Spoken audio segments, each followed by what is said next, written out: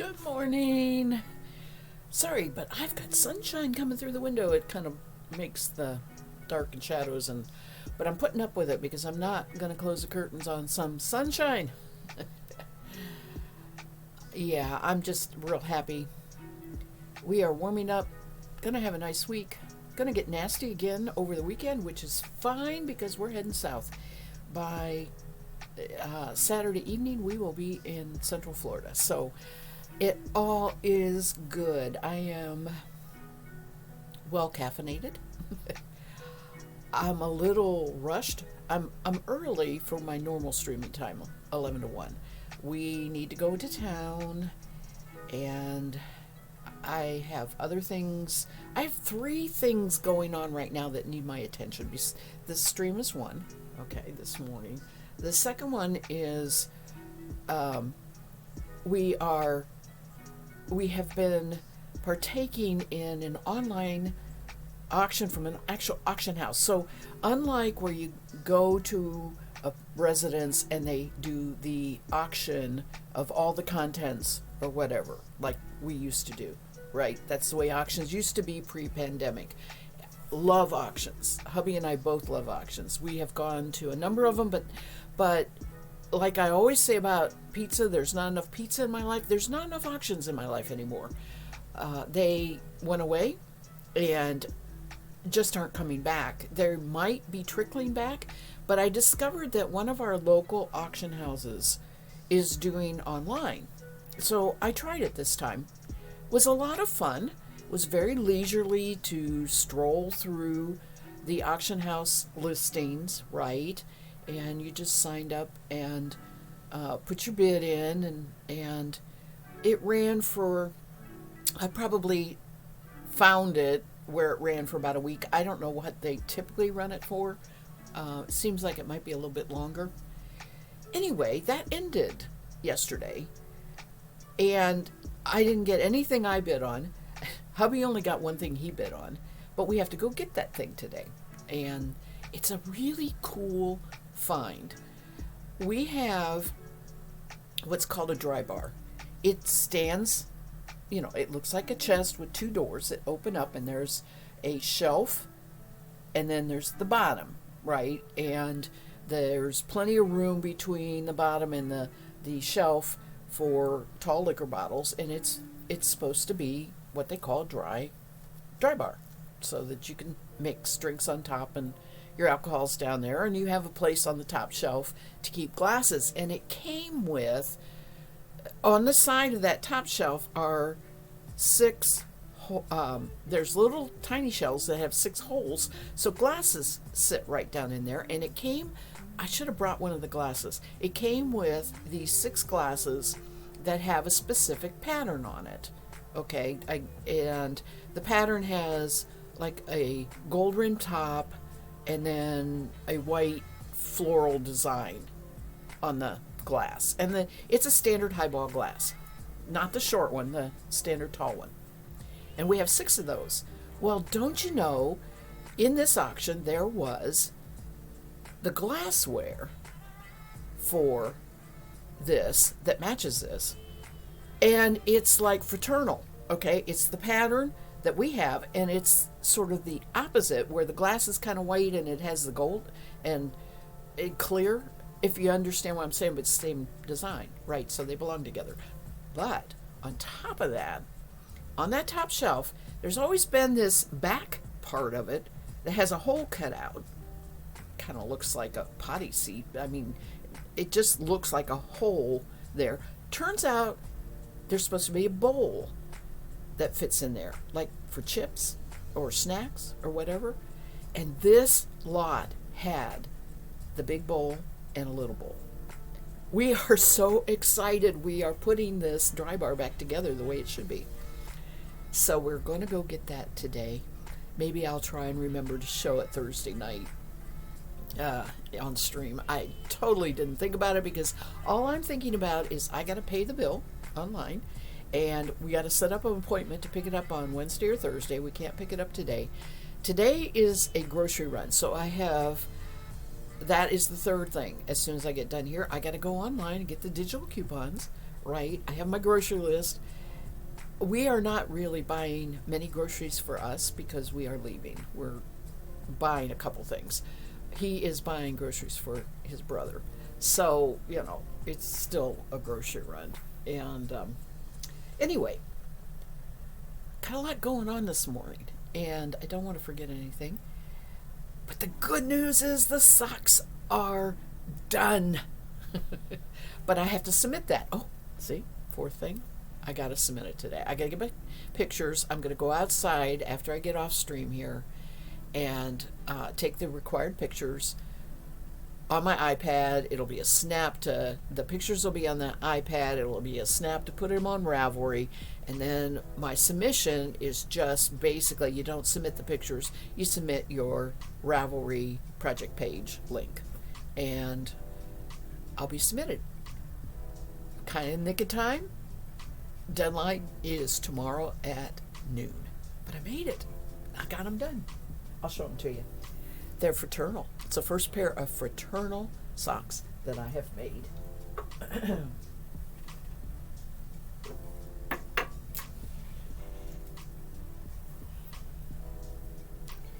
And they look like this.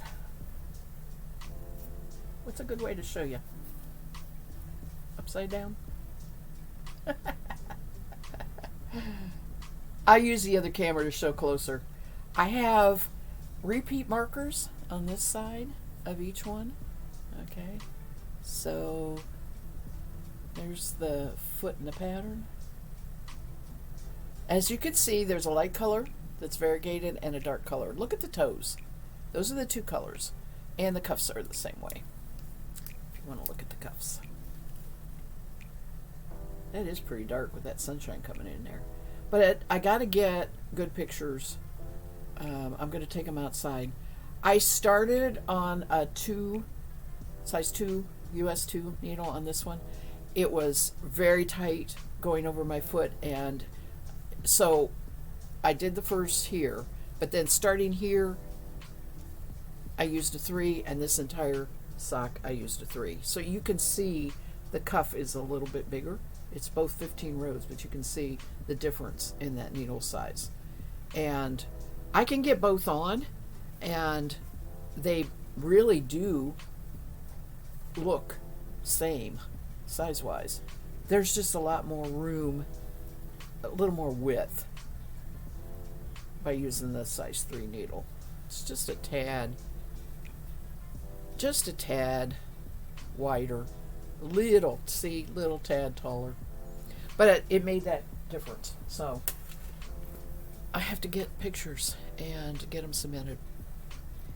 Why is my mic way up there? I must have bumped it.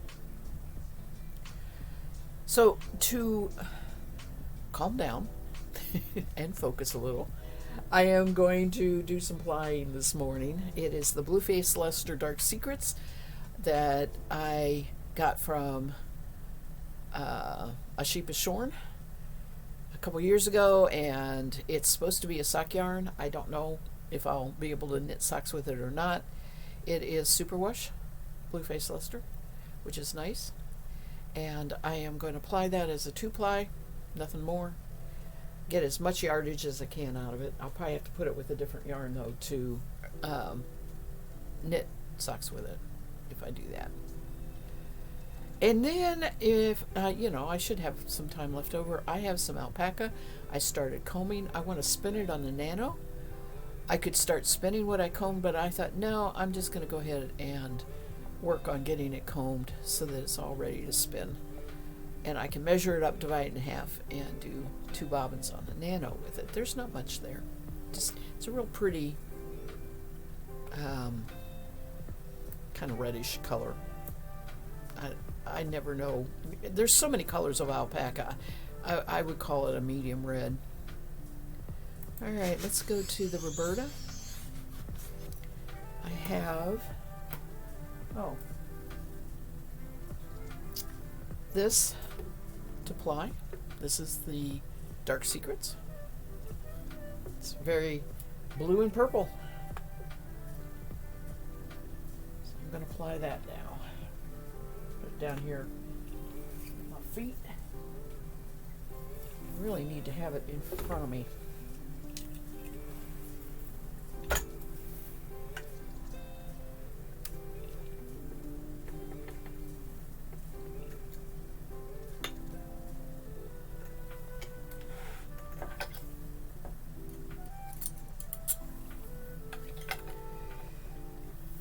Oh goodness, let's see.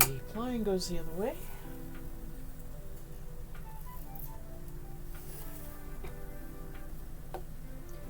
And the hard part, I gotta find my ends, boy. There's one. There's the other. That wasn't too bad.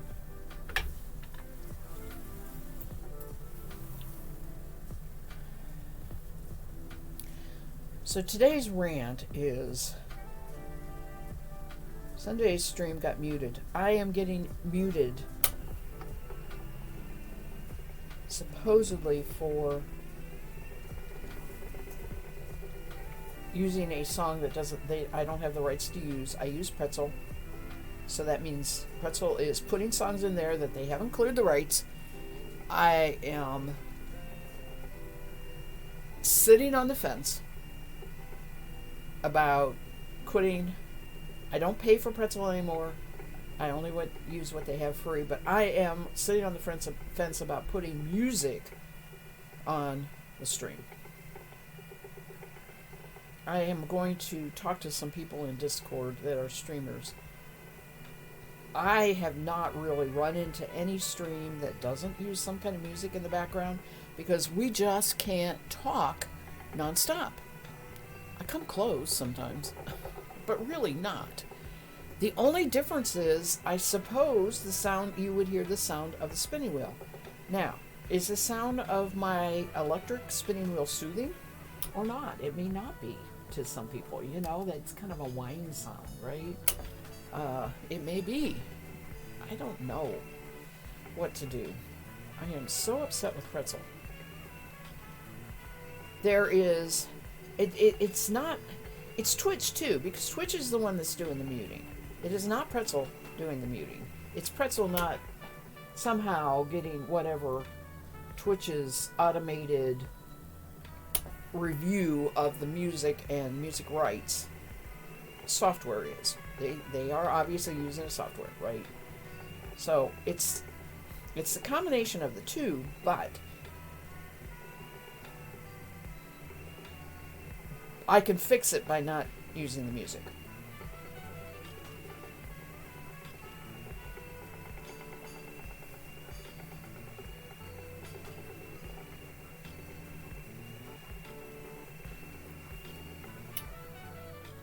What I really need to do probably is try it sometime. Do a stream without the music and watch it. See how much it annoys the ambient sounds and the me not talking sounds. See how much that's kind of, whether it's annoying to me as a viewer or not. Probably that's what I'll do. I don't know which one. Maybe Thursday night, which is my next stream. That one is going to be my last stream before vacation. We leave on Friday. We'll leave the next morning. So again, I may do a short one anyway. That would work. I could just do an hour and see what I think of it.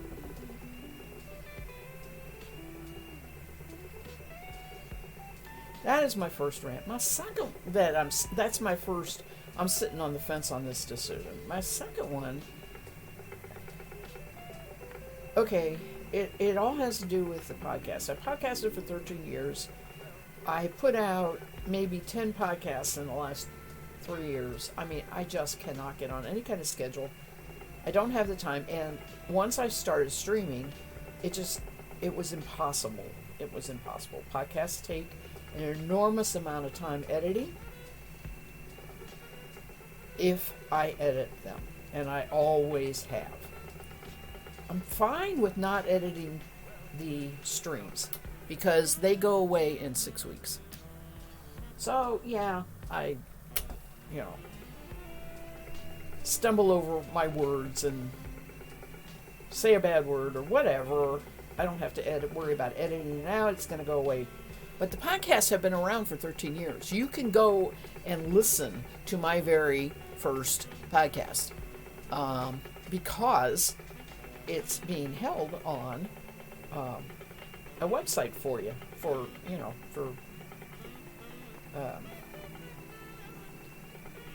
listening to past podcasts. So podcasts were always more important to me to edit. So now, not being able to do it, I am forced with this, looking at the decision of just saying, I don't podcast anymore. Pretty much there. But I'm a kind of an all or nothing girl, which is good and bad. I get this attitude like, okay, if I can't do what I want to do, then I'm not going to do any of it. Which is totally wrong attitude to have. It's all about balance. I preached that for years in the podcast. It's all about balance.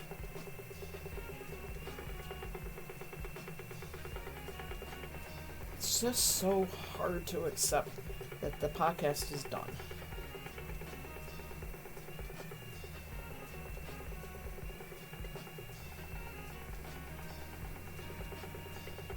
I don't need to podcast because I am showing what I used to talk about in the podcast. I'm actually showing it. I just don't have all those people. I had worldwide listeners in the tens of thousands on the podcast. They are not watching Twitch. I don't have them here. The best thing I can do is get on to those listeners and say, please come and watch Twitch. But it doesn't matter because I've done that already and they're not here. It's, it could be, it's not everybody has the wonderful advantage of streaming like we do here in the United States. It's not, it's not automatically something that you can count on everybody having. It's a little easier just to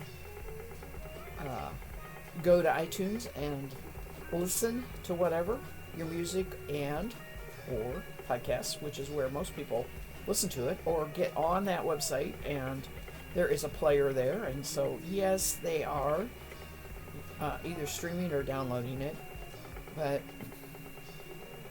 it's a little different, I think, with the constant streaming of Twitch to watch it.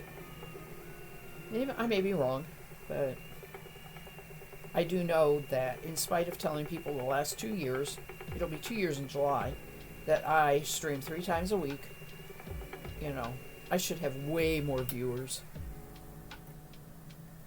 And they would be identifying themselves as podcast listeners if they were coming from the podcast.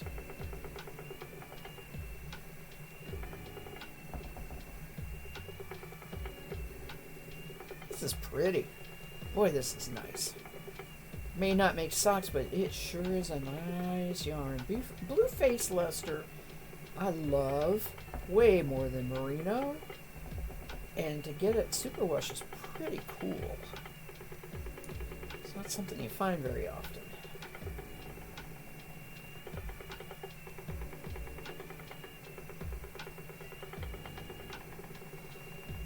It's been a little bit different than regular Blueface Leicester that's not superwashed. It has a little bit more of a slickness to it. Just like merino, when they do the superwash process, they seal any scales that are on the shaft of the wool fiber. So that's where your slickness comes from. Hi, Lady Opponent. That's good to see you.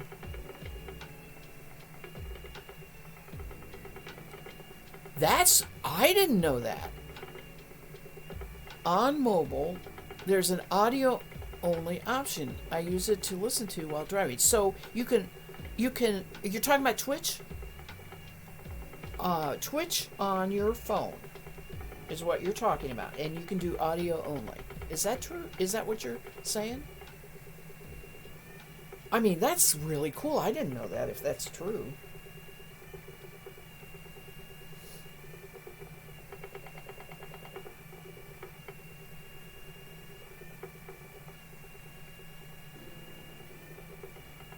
Okay. Is it okay? So you have Twitch on your phone, and you can go to a setting in Twitch to set audio only. I want to make sure I can try it here and then maybe tell people about it in the podcast. Thank you for listening to my rant. I appreciate that. It's not really a rant. It's a life decision in many ways. I started as a podcaster, right? It's hard to give up. I still don't really think of myself as a streamer. Oh.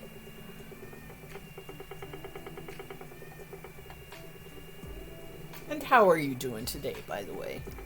Hope you're doing well.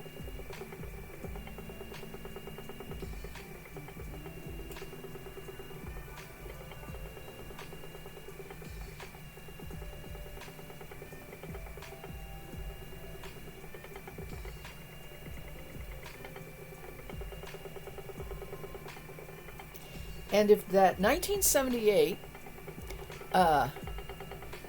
is your year of birth, you and my daughter are the same age.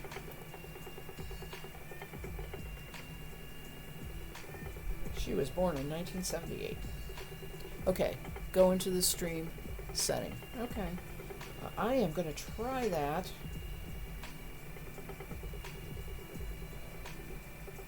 You're making yourself a top. Okay. Cracking heads. Sounds good.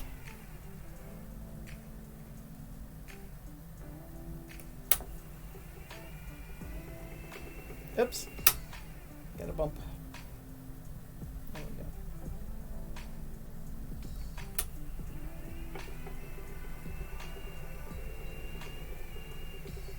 It is.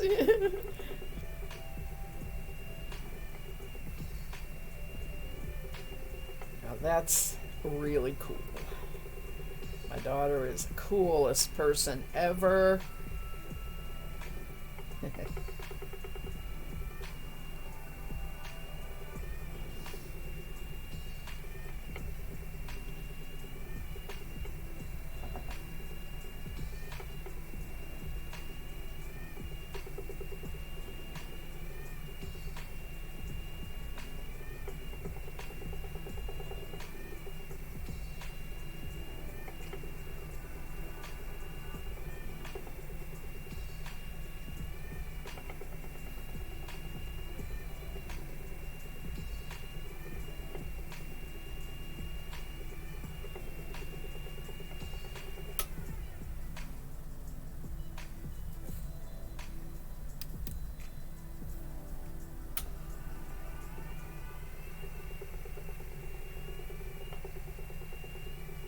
I'm ruminating. Sorry, I'm still ruminating on that Twitch.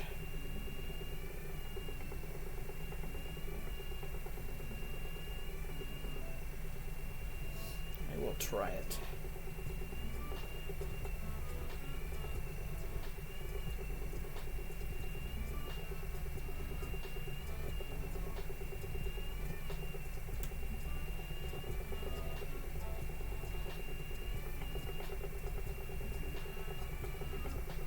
The one thing that is not happening, I do know, is the streams that I do aren't appearing on the yarnspinnerstales.com website. You know, a link. Here, go watch the thing, because the link will go away. I could put a disclaimer in there.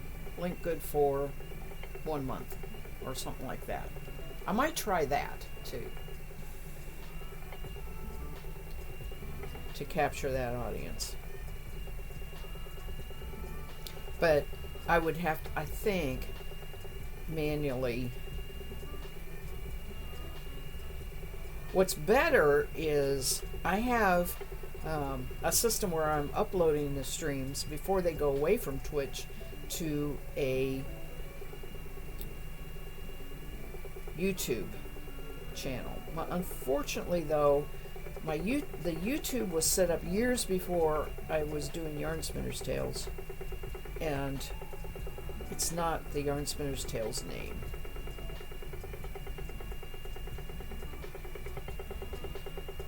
So it's not intuitive to find them on YouTube.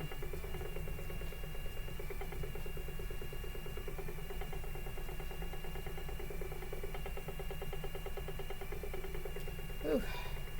This bobbin's filling up fast. I may have to use 2 bobbins. And this does not look like sock yarn.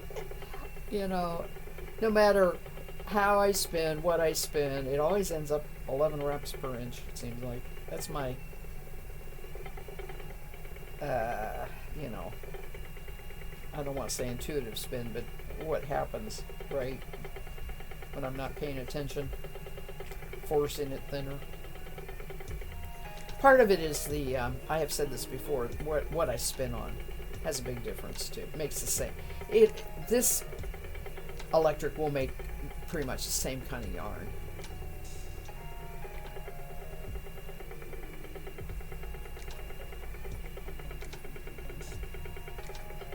If I want to spin really thin, I have to use a drop spindle or the nano.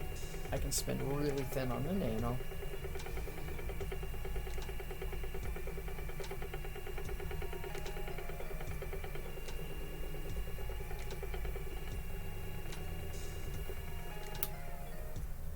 See if you can rebrand the YouTube channel. Yeah.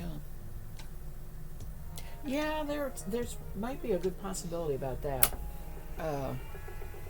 I'm sure that I'm not the first person who has asked for that.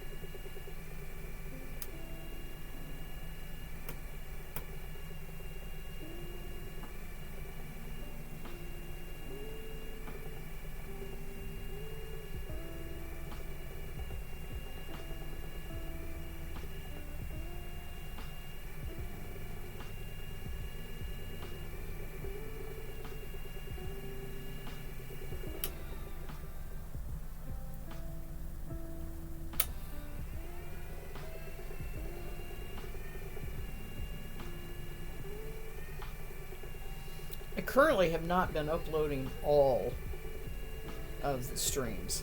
I pick at least one a week, and like if I get muted, I don't upload. Well, I upload them. They're let me rephrase that, because you can make it public or private on YouTube. So I upload all of them, but the ones that I'm not happy about because they have a mute, or I've been working on the same fiber for the last 4 streams, right? They don't want to watch the same fiber again, or that kind of thing. I just make private. I can always change that setting. But,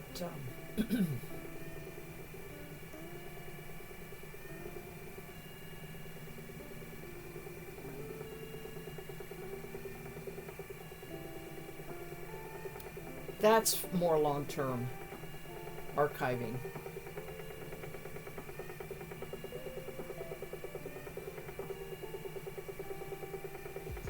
something I'm very archiving is just real important to me. Old, pictures and record keeping of projects that I do, journals, some letters from good friends that I've written to over the years.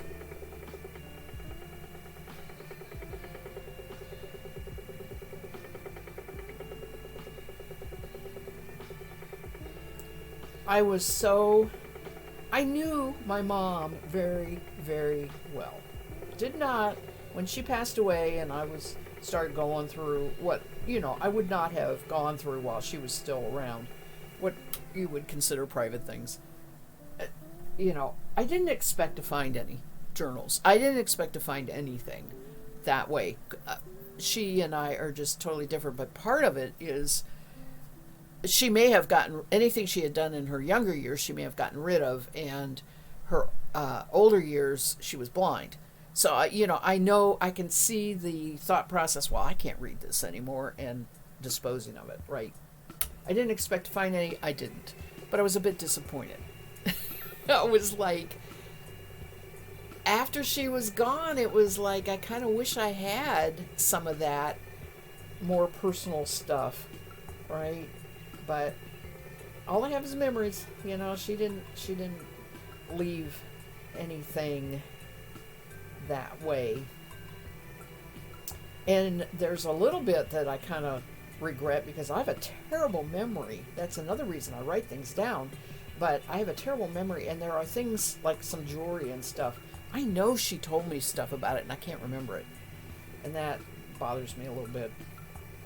I did go through a whole bunch of old family photos that were her side of the family and wrote the names down on the back of the pictures with a pencil before she passed away. I told her, I said, Mom, I want to know who these people are. So I did do that.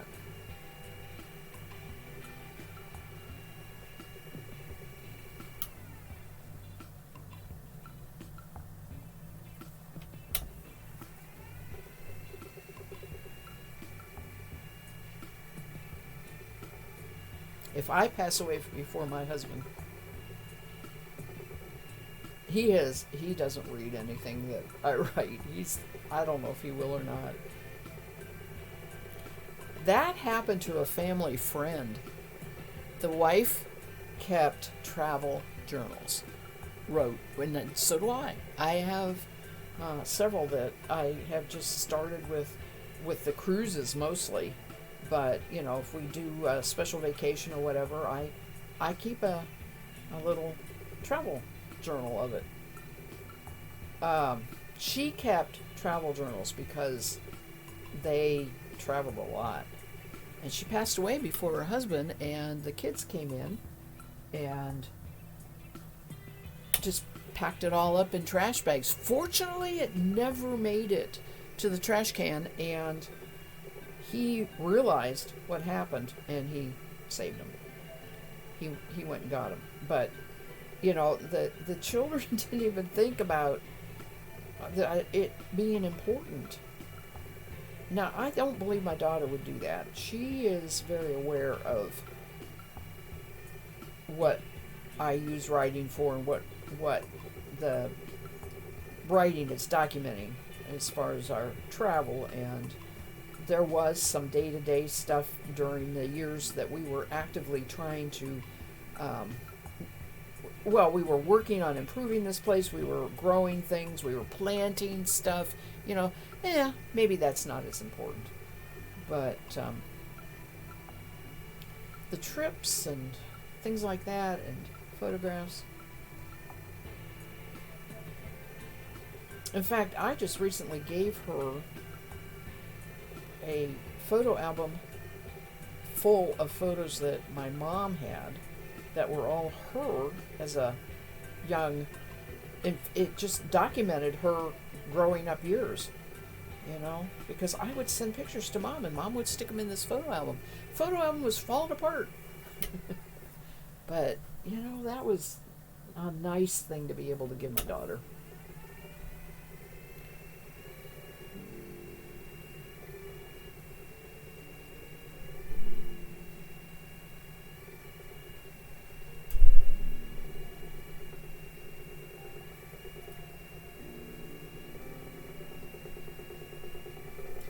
Well, we're getting there. Still quite a bit down there on those bobbins. I have some good yardage. I won't count it off on stream. I'll do it off stream.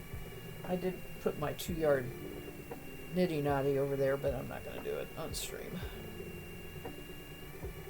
It's kind of big. It's kind of awkward. I hit the camera and stuff.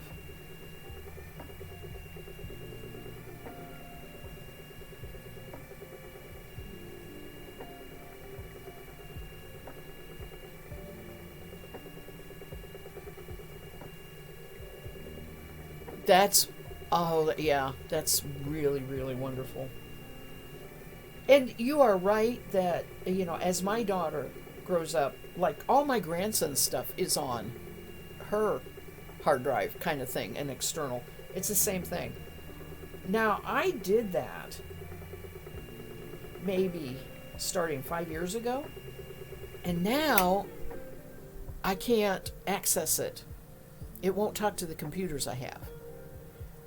That really bothers me. I have replaced the computer that it will still talk to, will work. We replaced it for other reasons, and I still have it. But I am going to have to update that external drive and get it to where it will talk to, hi, how are you, Nematode? I'm doing good, and yeah, I had a great weekend. I finished my Suck Madness Sucks. Anyway, Lady Epona, I double check that. Or maybe it's real current for you, but mine wasn't, and they have changed size. The ones I'm talking about are bigger than a bread box. They're huge. So that's going to be, it was going to be this winter's project, but I had other stuff. I didn't get to it. So it's got to be a project before I recycle that old computer, is to get, and I have a new external drive that does, but it ends up being like the computer I'm on right now has very limited USB ports. It has very limited, I don't know, it's the USB changed from 1 to 2 to 3 or something like that. That's what it is. You had that issue a few years ago. You had a computer guy. I don't have I'm the computer guy. I figured this stuff out. But I think that all I have to do is set up the old computer. And it's not like I can put it up to Shutterfly. I have the pictures up on Shutterfly, which is a cloud, basically. That's what the alternative is, right? Get it on the cloud. I don't want to pay for cloud storage. I could, but that would be probably the best solution instead of using hardware.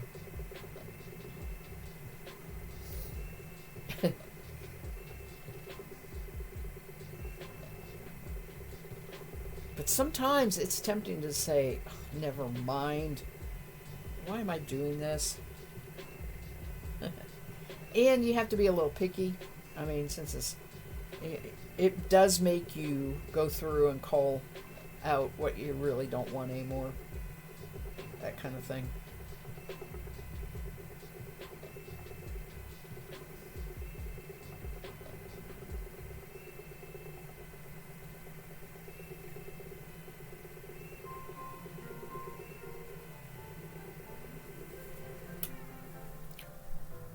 With all the tech you have to deal with for the trucking biz, you have to...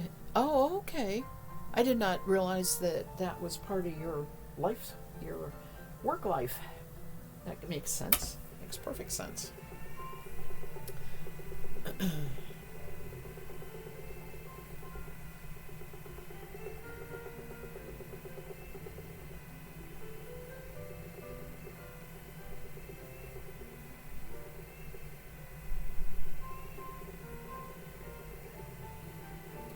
Oh, do I push it and get all of, I can't get all of this on here. I think at some point I'm just going to stop. I hate having, okay, so what I end up with is like a 20, 30 yard, 40 yard skein of 2-ply that doesn't fit on these bobbins, and I use that as a swatching skein. But it's going to happen again on with this. It was a 4-ounce braid, 2 ounces on each bobbin. Doesn't ply onto another bobbin. I should have plied it on the Ara, which has the bigger bobbins. I'm also getting, it was way over twisted. I'm getting a lot of pigtails here. Here we go.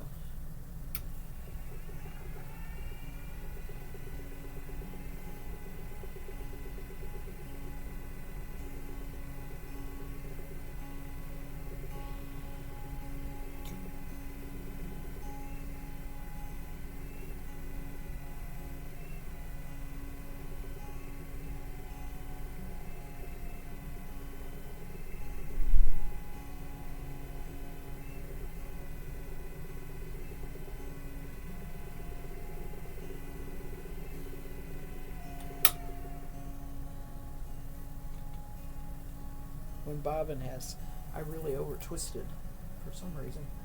I did have a little bit of trouble drafting this.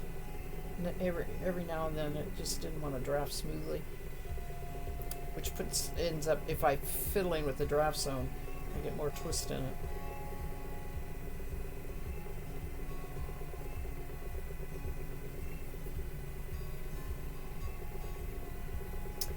Also, same 2 ounces, but one bobbin's going to end way before the other.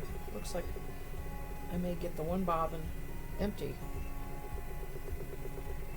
Then I'll have to wind the other one into a flying ball.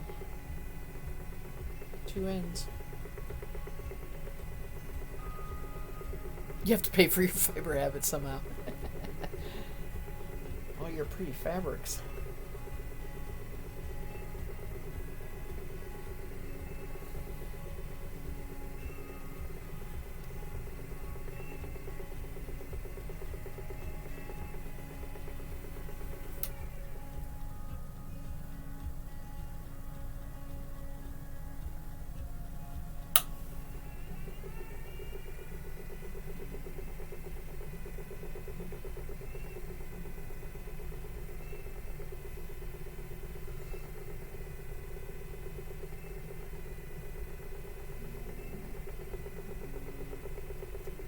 Nematode, what are you up to today?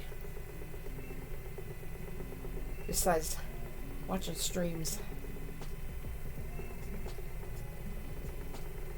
I didn't really tell you since you came in later, I am applying a blue face luster. It was dyed by a Star Shorn. It's called Dark Secrets. Spun it over the last couple streams. This is an electric spinning wheel called Roberta. Aw, a bit of a cold. Well, might make cookies for a friend later, but I'm fasting, so you can't have any. Oh. I know, I have wanted to bake cookies for the last 2 weeks. And if I bake cookies, I will eat cookies. And so I have been good. I haven't done it. But oh man, I've had a taste for some home-baked cookies.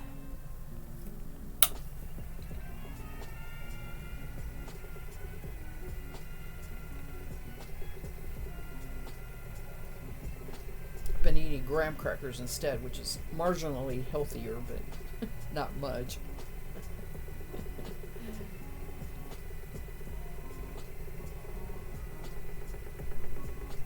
peanut butter and chocolate. Oh, that sounds yummy.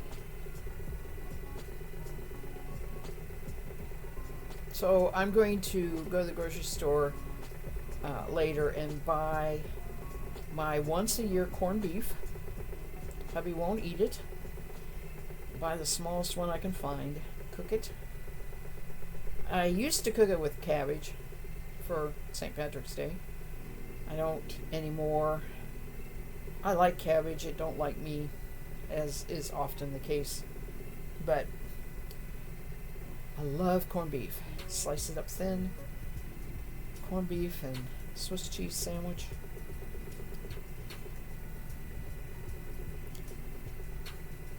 Open a can of sauerkraut. Make a Reuben.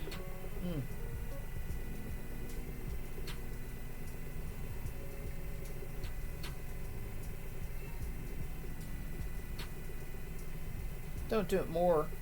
Just, it's like I only buy a turkey once a year and make a turkey because he won't eat turkey. And of course, the turkeys are big.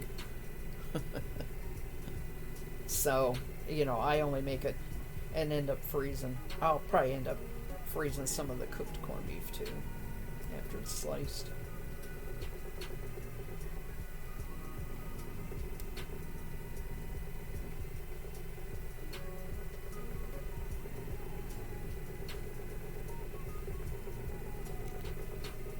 Okay, you're not, are you dieting? Fasting means you don't eat or drink. You can't do that for a month. You're dieting, right? Or you have a specific food plan that you're following.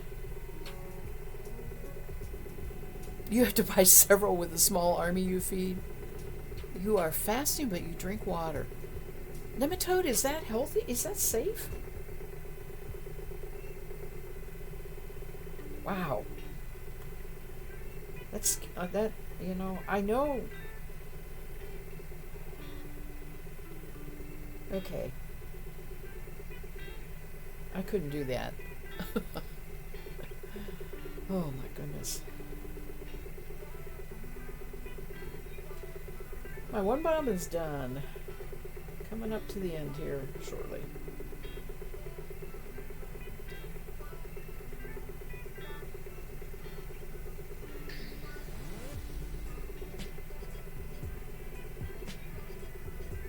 Your doctor is working with you. Good. Okay, good. I should have said you also get supplemental pills for the vitamins and minerals I need. Okay. All right. Well, and you're on a doctor's care. That's really what's... I can stop being a mom now. Sorry. Can't help it. Long time mother here.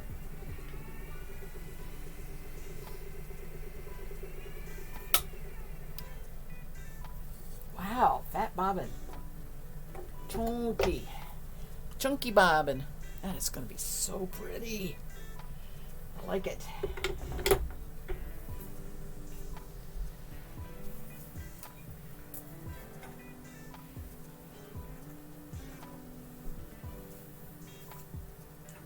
All right.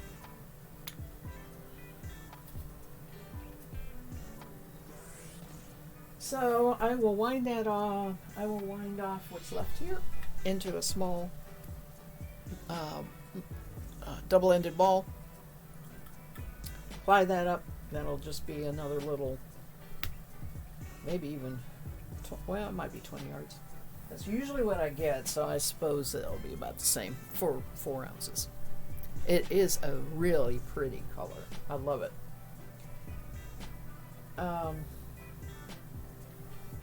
Bring my table over here. I'm not going to do that on stream. That's a little bit of fiber work. I'll finish up. Here's my socks. Sock Madness. I got to get my pictures as soon as I'm done streaming. I did Fraternal. Let's get the camera in there.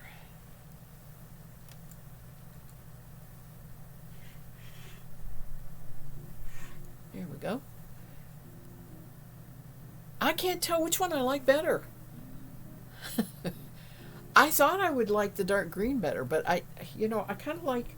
I wasn't happy with the fact that it blended in so much that it wasn't a contrast. The pattern called for strongly contrasting yarns, and I thought, oh man, I did a black and white thing, and it looked like it was going to be strongly contrasting, but it wasn't.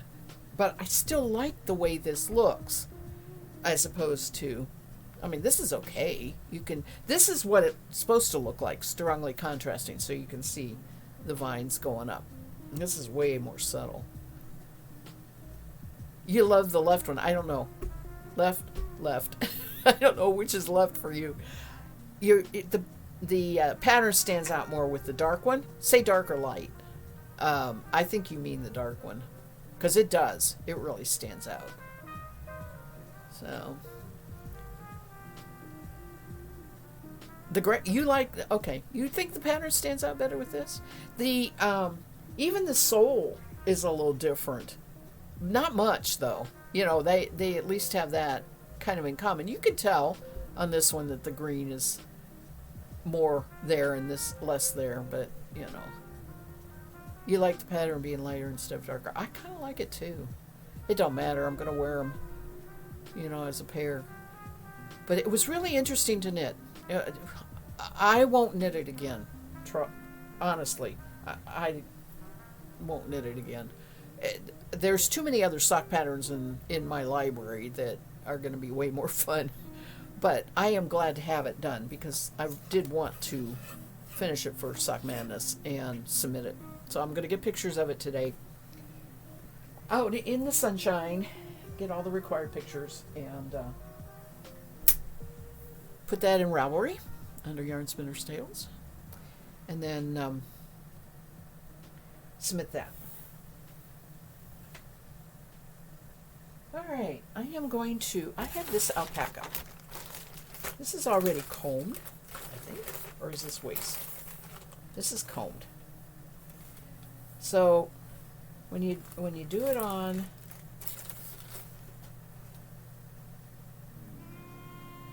that's locks. Oh, is this waist or is this combed? I think this is waist. This is not combed. This is. It's all kind of. I need to go through this. All right. So this is top.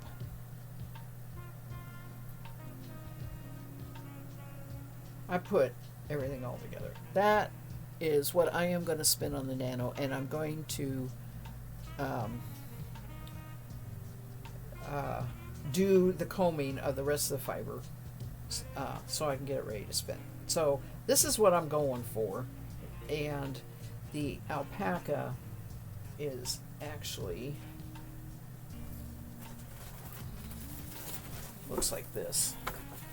It's down here in a paper sack. So before it gets combed, you can see it's locks, it's washed, it's picked apart. You can see a little bit of some of the locks there and the ends of the lock. It's very similar to wool, but it's alpaca. And I'm gonna use my little hand combs and make some top. Lady Opona says, you don't knit socks, so it's magic to you. Oh, and Nematode, you're just knitting simple things too. Well, it was very challenging to me too. It was very challenging. It's good for me. I do it, whatever they throw at me to qualify, and then after I'm on a team for Sock Madness, then I decide what sock I want to do when. I don't knit to go on and try to win a prize or whatever. Nematode says, I still have a grandma who gives me socks for Christmas. Oh, hugs, that is a heart. I have not given a pair of my hand knit socks away, not even my husband. Oh, that is a great grandma. That's not great grandma. That is a wonderful grandma. I don't think my grandson would wear hand knit socks. He is a barefoot boy. He'll wear sandals in bare feet in the winter. He just doesn't want socks yet. He may change.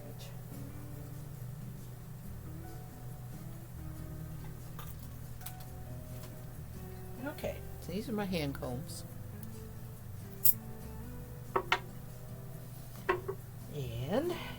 seen this before. They look like weapons. You have to be careful. I usually draw blood on myself sometime using them. No big deal. But the idea is to put the fiber on the comb so that most of it sticks out. Some of it is, this holds it onto the comb. In other words, it's not going to come off if I pull on it. And then you have your second comb, and you comb perpendicular to itself, like this. Combing is what it sounds like, just like running a comb through your hair, and not a brush, but a comb. Carding is like a brush when you brush your hair. Combing is like a true comb, it straightens. So what happens is, this is combed once. You can see it's kind of straightened out and nice. It's still connected back here. This is all waste that's behind the comb. Combing wastes a lot of fiber. A lot of people don't want to comb because it wastes fiber. They say, I don't want to waste that fiber. But the point is, see these little bumps and let me get a piece of paper here.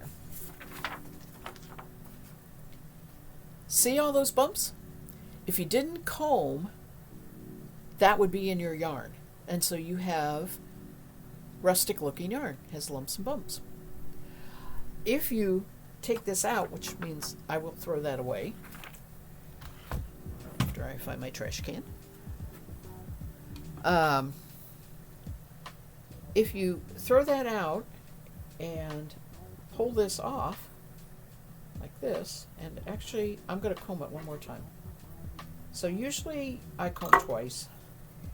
That isn't so much, although there's another lump, that isn't so much to get more of the lumps and stuff out as it is to make it easier to pull the top off, and that's what I'm going to do next. So this still did not get that one lump out of there. Sometimes you have to help it. I have a vast multitude of alpaca. Seriously, I have pounds and pounds and pounds. So I am not worried about waste. I am worried more about making a really wonderful yarn. The spinning style is very tight and smooth. It is called a worsted yarn. That is what a worsted yarn is. It's spun out of top. The reason I'm still getting some of these lumps and bumps is because I only have 2 tines here. The more tines and the closer the fiber is, closer the tines are, the better you get control of what it takes out of. But that is what I am calling top. That's what you get. That is your lesson for today for fiber processing.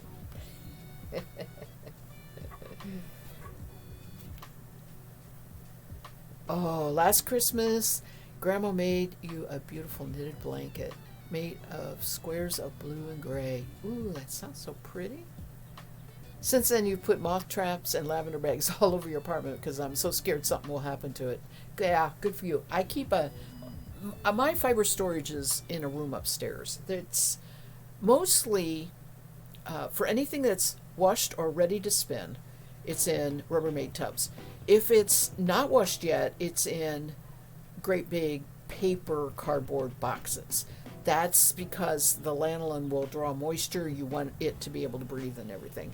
But in that storage room, on the wall where I have these stacked, I have an open box of mothballs. I'm just like, no, nobody's getting in here. Oh, how many do you have, lady? You're going to shear your Suffolk sheep. Suffolk is great for socks. Yeah, that's what I said, Nematode. You got sheepies. You'll have to post a picture when you shear. I love that. That is awesome. I didn't know you have it. Um, do you just use your own fiber? Do you sell it? Um, and no, I am not buying any more fiber. I have fleeces I've got to wash this year. I'm just waiting for the weather to warm up to do it.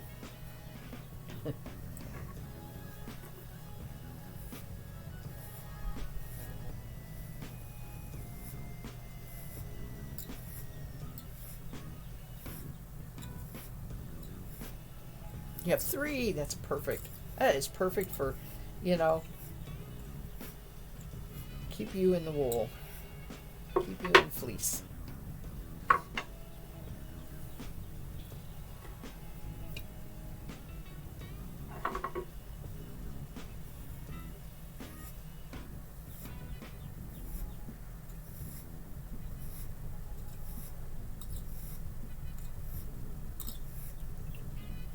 Do you have any other fiber animals like alpacas, rabbits, minks? No, just kidding. I know some people raise them.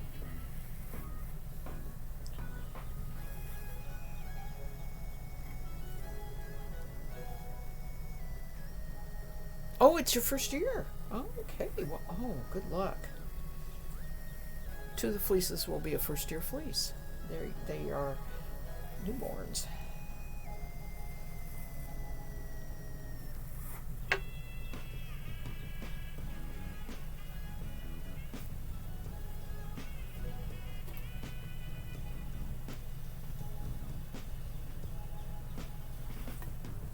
I like doing this.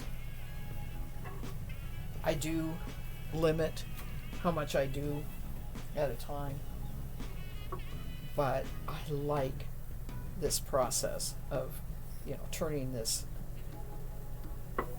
jumbled mess of fiber into a beautiful spinnable top.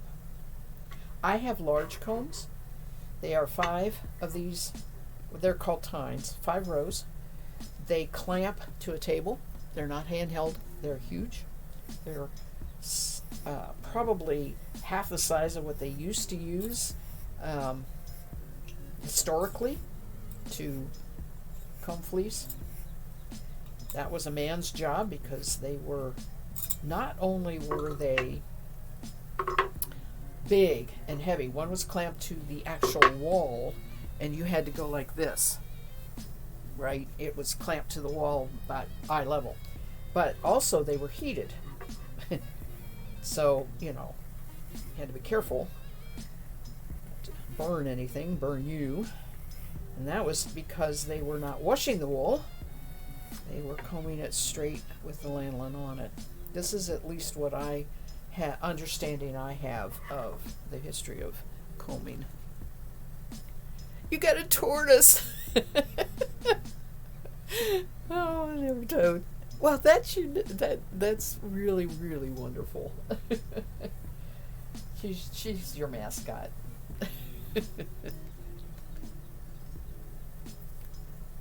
You're talking about an alpaca or two? Yeah, well, okay, the difference between hackles, hackles, I don't have a hackle. I have a hackle here. Hackles are usually used for blending, okay? At least today. I don't know historically what hackles are.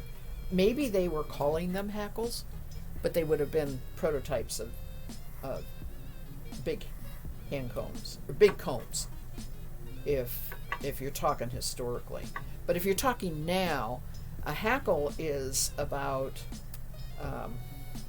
18 inches, a piece of wood that's about 6 inches wide, 18 inches long, with one row or 2 rows of straight. They don't have any bend.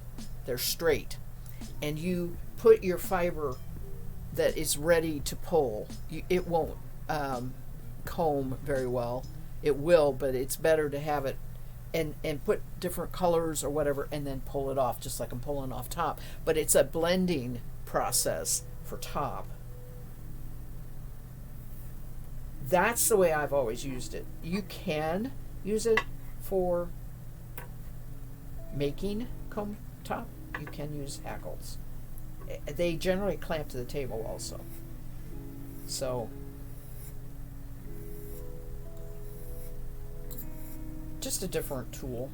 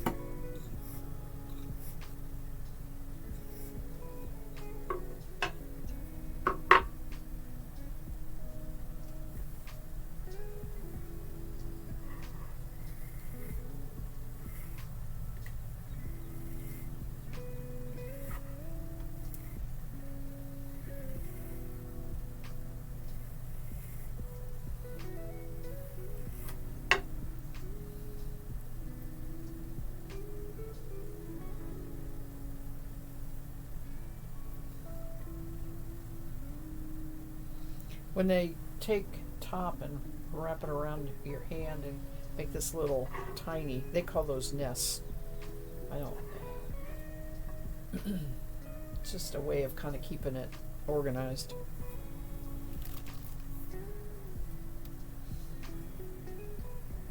I really need.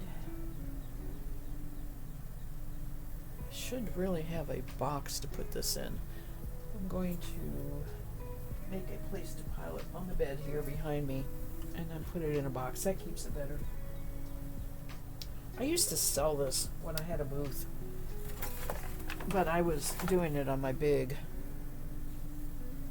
set of combs, not by hand like this.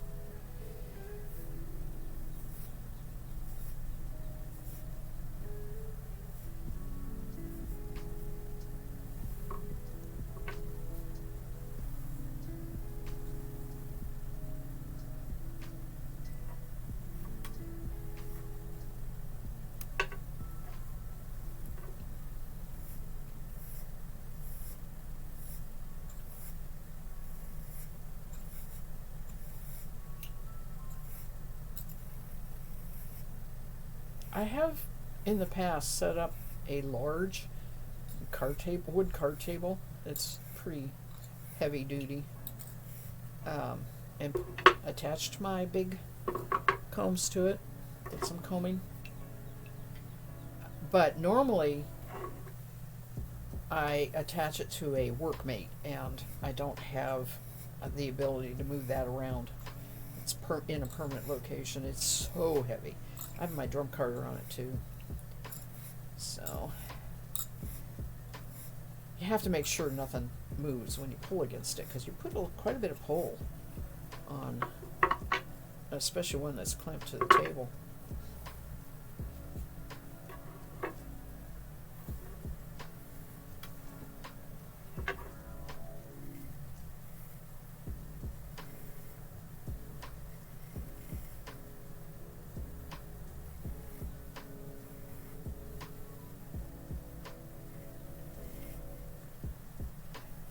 When I did the fiber exchange over October, November last year, you know, I had to provide 8 ounces of fiber, and I was doing a variety of fibers. So I had this bag left over from when I did this for an ounce of it. And there's quite a bit in an ounce. An ounce of it for that fiber exchange. Oh, this is really short. And as I clean things up, I find where I stick it, and I'm like, oh, well, I need to finish this up. Which is why we're doing this little bit of it. Probably won't finish it in the hour, but I might. I don't know.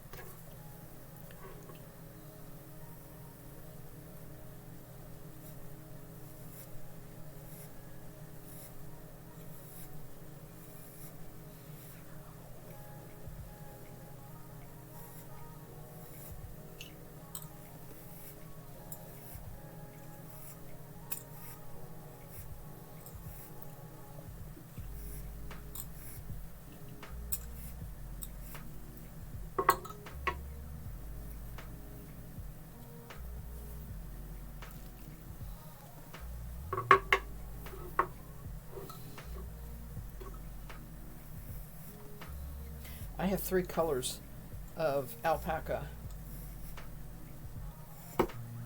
already. A smaller sample of 3 colors of alpaca already processed, and my next spinning project is going to be to spin 3 singles out of that and do a 3-ply with the 3 colors. So I might be putting this in there, I don't know. Have to come up with the same quantity of each color.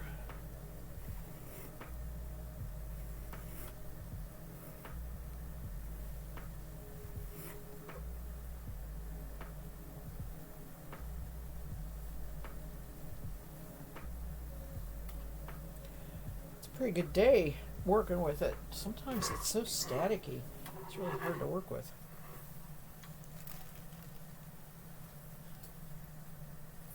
You most likely will take your fleeces up for processing.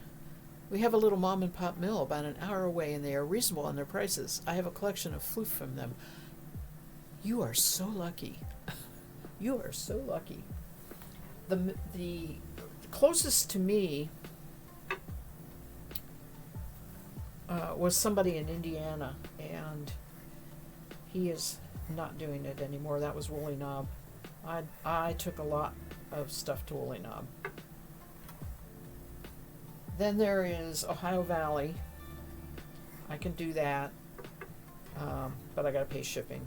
It's not a place I can. Or catch them at fiber fairs, which is one of the ways I do it. Okay. Take it to them at fiber fairs. Both Woolly Knob, who is no longer doing it, and Ohio Valley, who is, are usually at our local fiber fairs. So I take it to the fiber fair. More often than not, I've bought it at the fiber fair. I have been known to have a sheet in the car and buy a fleece and spread it out on the sheet and go through it, take out everything that I don't want to have milled, and then take it to the mill. But that's if I'm willing to pay for them to wash it, and I haven't done that for quite a few years. Now most mills are saying they don't want to wash, they want just clean fleece. So I don't know, your mom and pop probably will wash it for you, but I've run into where once I wash it, I might as well process it. It's not worth the shipping and all that unless I want to resell it. If I want to resell it, yes. But if I'm going to use it on my own, maybe sell the yarn, I'll do the processing.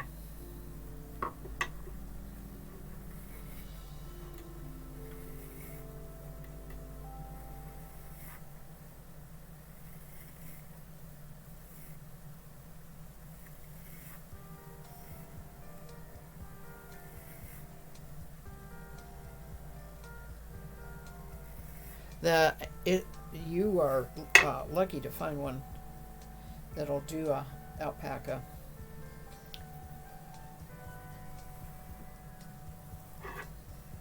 I've never known a mill. I've known a mill to mix Angora 50-50 with wool. I submitted Angora.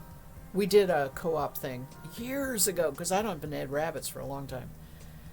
We did a co-op thing where we submitted the quantity pound-wise to a mill of a white wool and white Angora. They wanted to keep the Angora white. I only had a couple white rabbits, so I only got back so much, right? But still, it was fun to do. I only did it once. I have no idea what mill they used for that. The person doing it was up in Wisconsin, I think. I mean, she was doing the co-op where she collected all of it, kept track of who submitted what.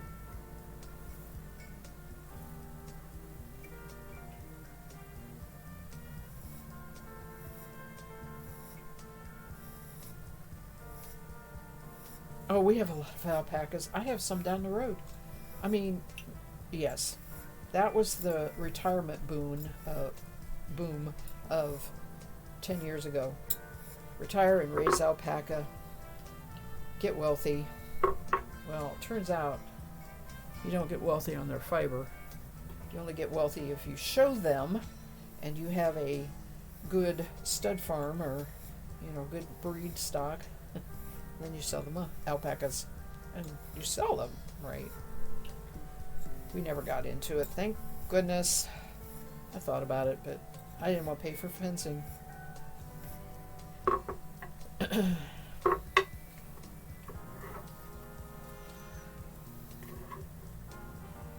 But yeah, we have alpacas are for as many, and you know what? When you go to fiber fairs now, that at least a third of the booths are alpaca farms, and they're not selling fiber. They're selling handmade alpaca items like socks and mittens, because they have developed the industry that will take their alpaca fiber and make it into things that they can sell as a co-op, and that's good. I mean, that's the way it should be done.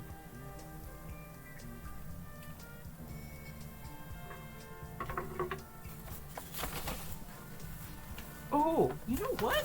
There's not that much left. I think this is it. Oh, and the dust just got me. That is it. I'll go through that sack and see if I think some of it needs recombed or thrown out. Hubby, you and hubby are talking about getting 2 geldings that are pet fiber quality but don't make any show cut. Okay, there'll be a lot of breeders happy to sell that.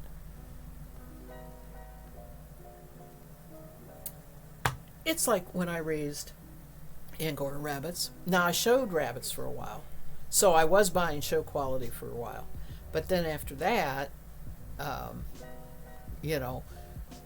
was going for fiber, and I was breed specific. I was only raising satins, which a lot of people weren't raising. They were kind of hard to find. So if I found some and I wanted it, I would get them, whether they were show quality or not. Or the French. Those are the 2 rabbits I raised. Breeds of Angora rabbits. Boy, I miss that. I don't miss the work. Oh my goodness, it was so much work. And hard in cold weather. But the breeding was fun and fascinating. I really developed a knowledge of color genetics in the Angora rabbits. Breeding for different colors. It was fun.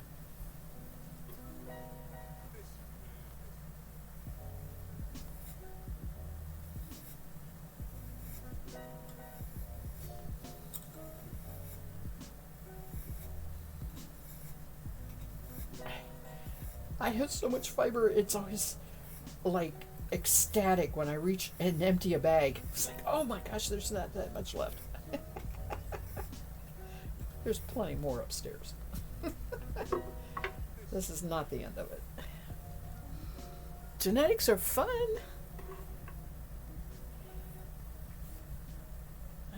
I had just smattering of it with my med tech education, not much, but I always enjoyed it then. But the rabbit was just because I was going for a goal. You know, human genetics, you're not really going for a goal necessarily. But I was going for every litter that was born. I was like, okay, let's see what colors I got. Of course, it takes a while too for the babies to develop their coats, so you know what color you got. But knowing the genetics, sometimes you looked at a rabbit and you'd say, well, that's not tortoise, you know, but that would be the possibility of the genetics, so it might be. A lot of times I would talk to other breeders and say. What do you think?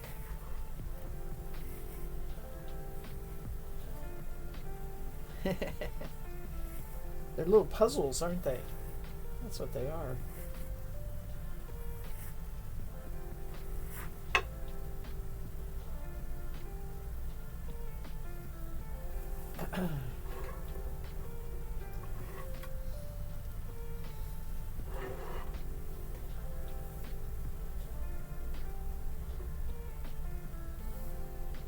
I suppose that's true in the alpaca world too. I never paid any attention to it. I just know there's tons of color of alpaca. So I suppose they have their rare colors. I don't know what that would be though. I've never really read up on it.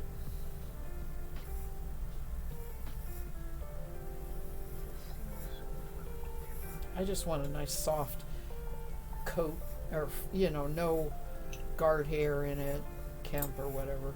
I don't think they get Kemp. I think that's just sheep, but I just want a nice fiber coat.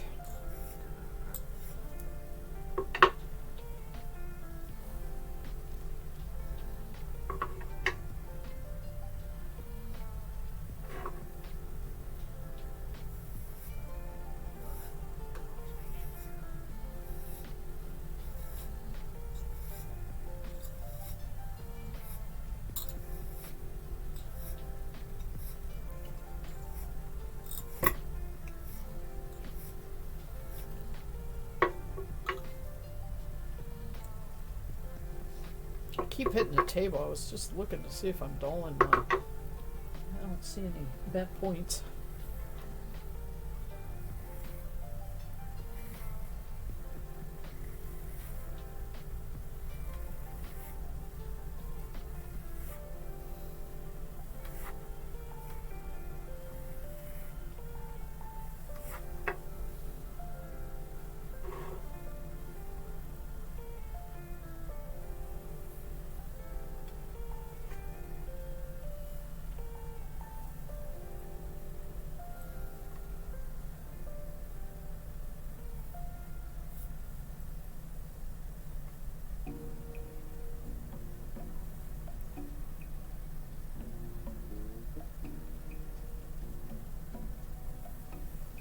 These little nubs that I'm pulling out are from the tips, where the tips got matted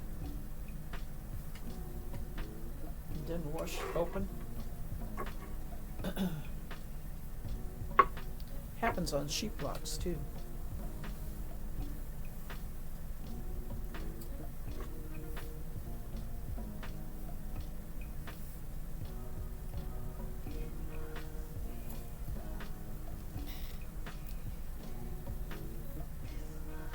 You have a lanolin sensitivity? Oh, yes. You're right. You don't want to be messing with it then. Even skirting it.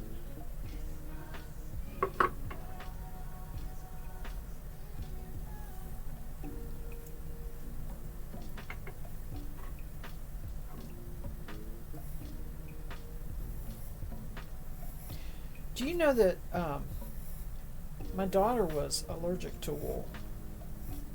She, for years of her early adulthood,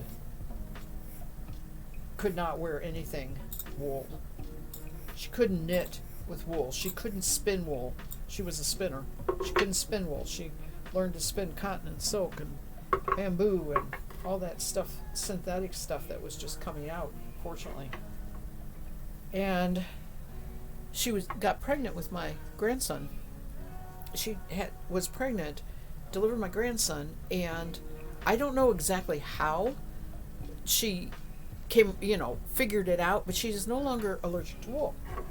She claims her pregnancy reset her allergy. I don't know if that's true or not, but that's what she says. And she spins wool now. She knits with wool. She weaves with wool. Wears it. It's really bizarre, but the pregnancy changed her allergy. Yes, I definitely long sleeves and gloves. Sound like me cleaning out the poison ivy and stuff around here.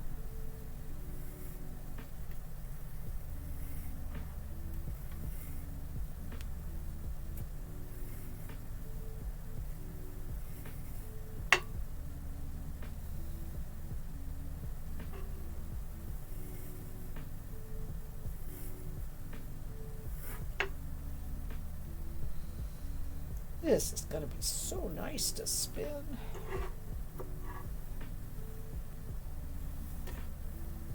Two more. Two more. You're allergic. Oh, you don't think you'll be getting pregnant? Just get rid of your allergies? You're allergic against children, you could say. Yeah, I know.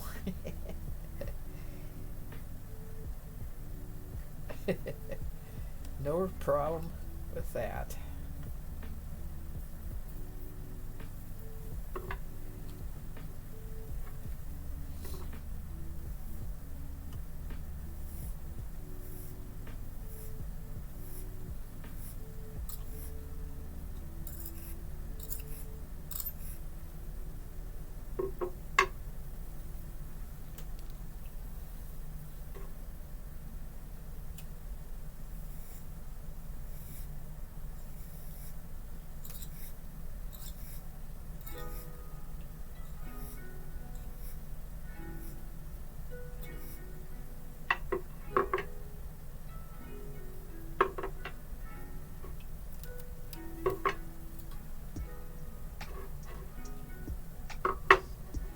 I have always said, no matter how much you wash alpaca, you cannot get it clean. It is always dusty, and you can see it right there.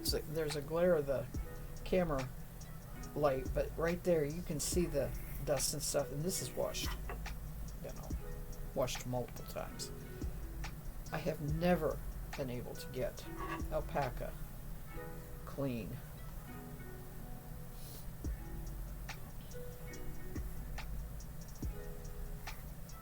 With just home washing, and I have never tried a mill, to be honest with you.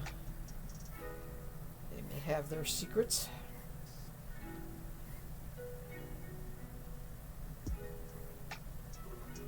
I have heard the best tip is to blow with a hairdryer the alpaca before you shear it. But I went to an alpaca shearing, and she had 70 alpacas. So she had a shearer that had a team. It was a big all-day production. And they didn't have time to blow dry. I keep saying blow dry. They didn't have time to put those alpacas in front of a big gust of wind, right? And they shear them on the ground. Now they did put them on a blanket because they want that fiber, that blanket to fall on. It was a tarp, not a blanket, but a tarp. They want that to fall on something, not the dirt, but still they're in a barn, and their alpaca is, down on their side, and then they flip onto the other side. But what I hear, the reason is alpacas love to roll in the dust, so it's gonna be ingrained into their fiber.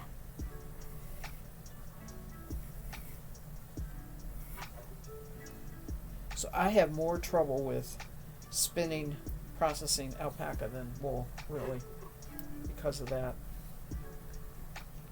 Not really allergic to it. It's just like I coughed the other day, a little bit there for that reason. So those are nice comb nests. Let me take a look at what I got in here. Need to redo this.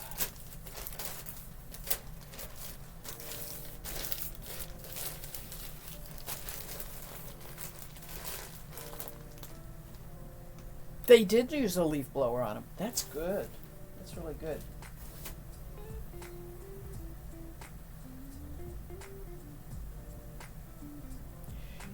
Oh, you know what? some of this is that's locks combed with a hand comb. I can tell by the, put it on white here so you can see it. I can tell by the band right here, which is the center part that doesn't really get combed completely open. So those are my attempt at making locks, combing locks, which, you know, on a sheep fleece really, really is a great way to spin. Alpaca it'll work, but it's not really worth it.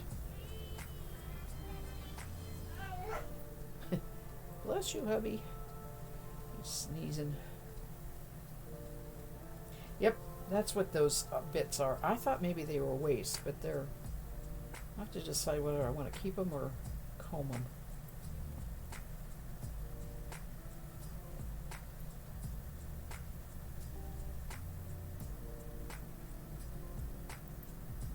And Tampa does not store well. That's why I said I really need a box to put it in. This is bedraggled looking because it's been stored. It's still spinnable, but what I'm doing is unwinding it and letting it rest out, unwound a little bit, instead of keeping it wound up again in the nest. Because I'm going to spin this next. This also looks like, I think I did use my big combs for this, because they have wider distance between the tines, and I see dirt in here. And I don't get this long. Okay, so here's a really long top. This is double. I can't pull that off. I can't get that much fiber on the little combs, handheld combs. So that's why I know it was done on the big ones. Which, it does not look that good. I think I'm going to redo it. I got another 30 minutes on stream here anyway. This one's fine. Got a little bit on there, but I'll keep that one.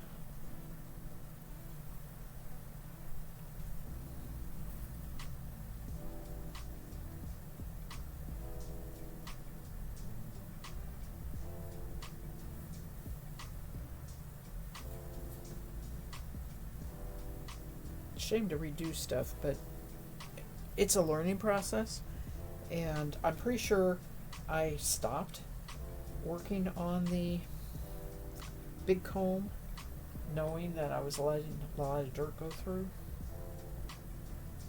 which is not the goal. Some of that will fall out as you draft. A lot of it will.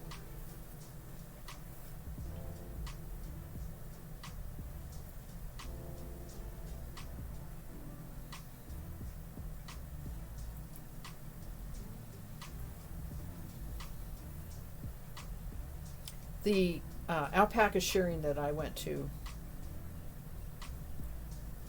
I went a little off my normal, and I bought a yin yang fleece. I bought a black and white. That's what I call it, yin yang. The alpaca was black and white, and I have separated the two colors out, so I have black and white separated, which is pretty cool. It was really cool. Only reason I bought it because I have so much alpaca. I was not really, I didn't need to be buying more, but that one was like, you are so different. I am buying your fleece. Alright. We're going to make prettier top here. Probably throw away more.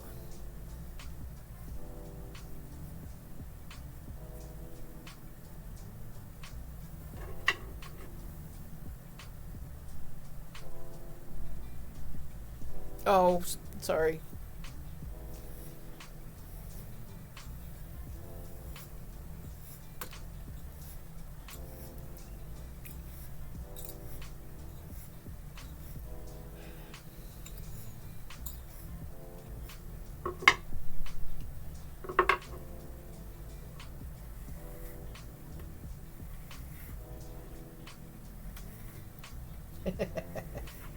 could be, if you subscribe, you shouldn't get ads.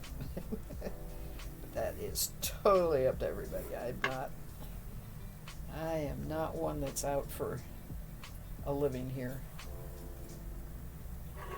This is social.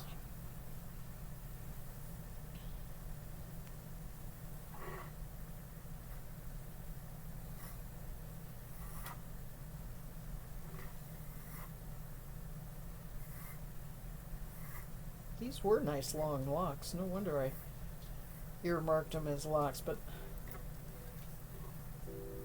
they're top now.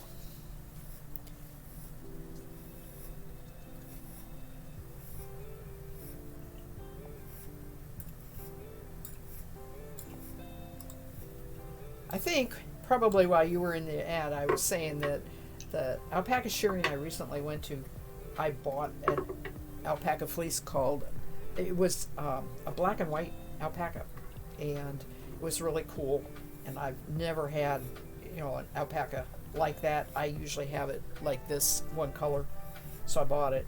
I had no business buying more alpaca because I have so much, but I call it my yin yang fleece. Alpaca fleece. I haven't spun any of that yet. It also needs processing, as most of the stuff I own otherwise needs.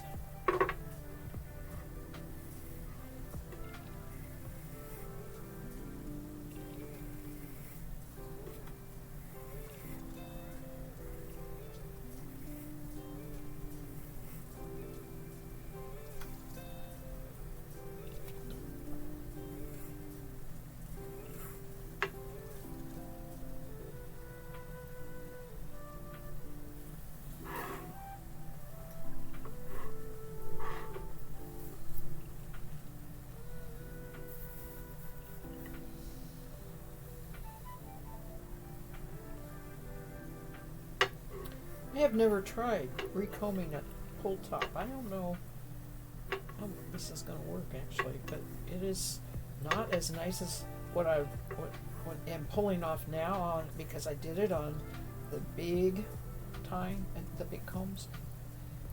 So it is considered a fault. You're right, and I love that.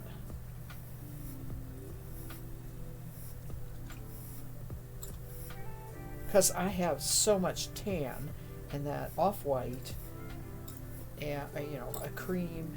It's not really a true white.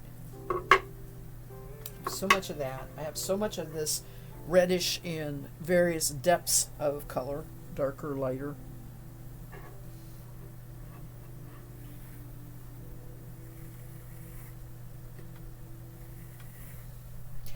And I didn't buy it. What happened was, hubby before his stroke, he worked as an appliance repair person. He fixed all appliances and would go, to people's houses. And one time where he went, they had alpacas. And he was so excited because he came home with 4 alpaca blankets for me. He says, they said, just go out in the barn and grab some bags. It was like, oh my gosh. That is so much alpaca. I am still working through that alpaca. It's been at least 5 years. There was so much of it.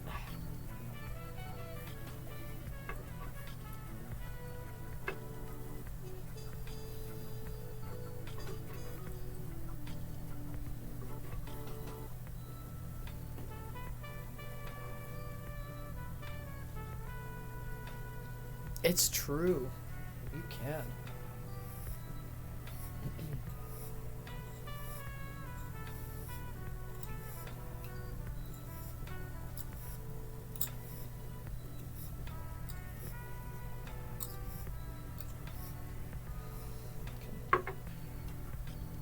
I don't tend to blend it with other, like wool. I like it 100%, but there is so much color variety.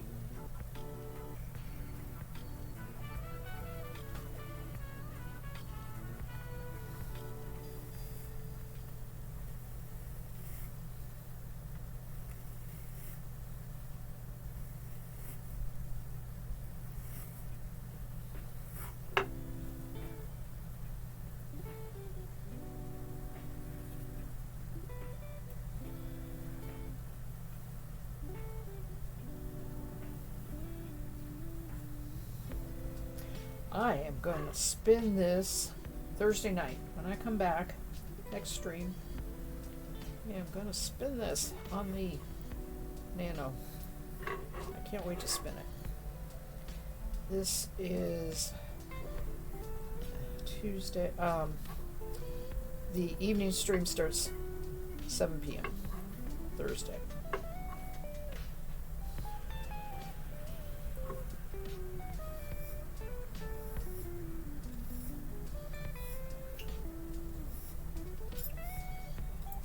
I hope I have the Nano behaves. I have not spun on it for a while.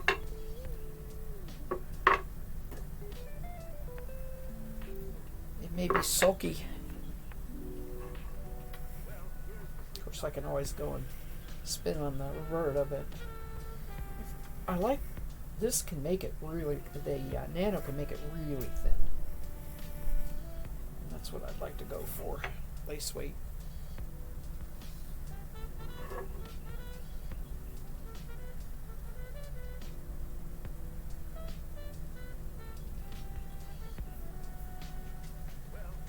I hear a cardinal calling for a mate out there outside my window. It is spring. Everybody is in the mood.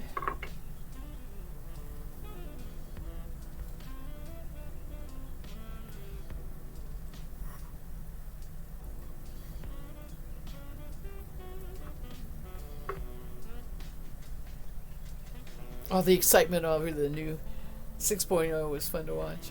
Yeah.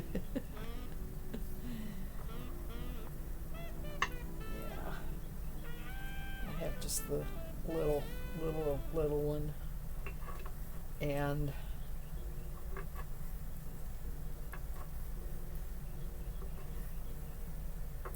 I might take it with me on the trip. Right now, no, I'm not going to, because I'm going to take sock yarning, do the next sock. So, nope, nix that idea.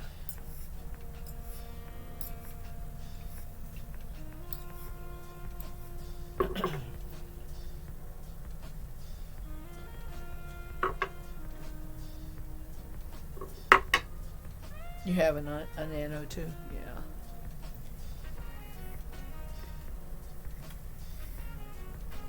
I mean, that the whole point to me is that it is for traveling. I mean, it's definitely made for that with its portable battery and all that. I think it's awesome. But I haven't actually taken it and traveled with it. I'll tell you, that's persistent. That is persistent. It won't come out. Might be spinning that in it. Pull out what I can here.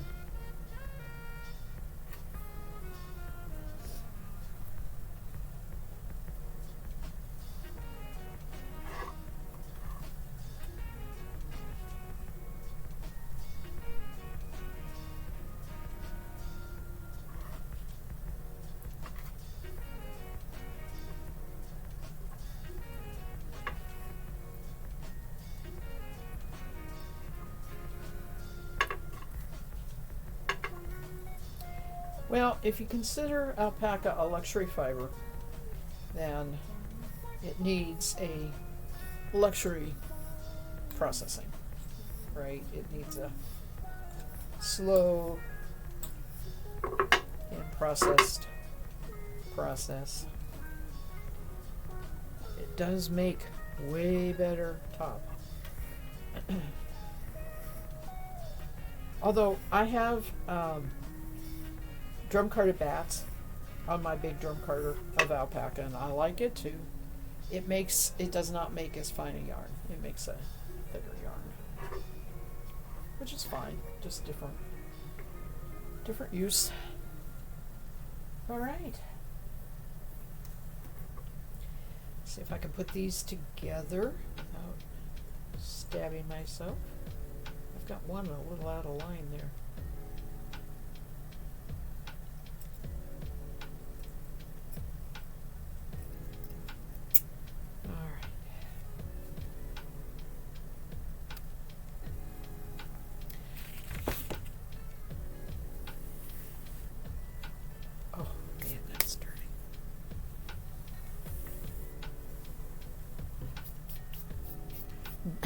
Drives hubby crazy. Toss a non-slip mat on the dash of the truck and plug it in the USB port and spin while he drives. I love it. This is like so awesome. I haven't actually looked into using the USB port in the car. I have the battery, but I'm the driver since hubby can't drive since his stroke. Ta-da! Isn't that gorgeous? I mean, that's just like picture perfect. So, that's for Thursday. Thursday spinning. Thursday spinner has far to go. That's what we need. We need a rhyme like Monday's Child, don't we, for spinners? I have to think on that one. Because they've done it, I know they've done it for other needle crafts, like, the needlepoint and cross stitch and all that, and just putting all the crafts, Mondays for this, Tuesdays for this, and that sort of thing. But, all right, I am going to say adieu.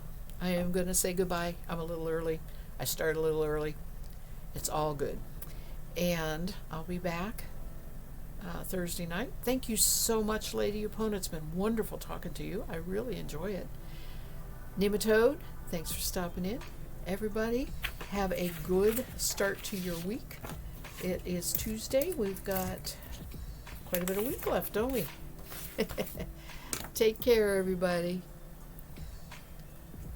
I'm not going to bother. I'm sorry. I'm not going to raid because right now I got things to do, places to be, and all that. So you both have a good day. Bye.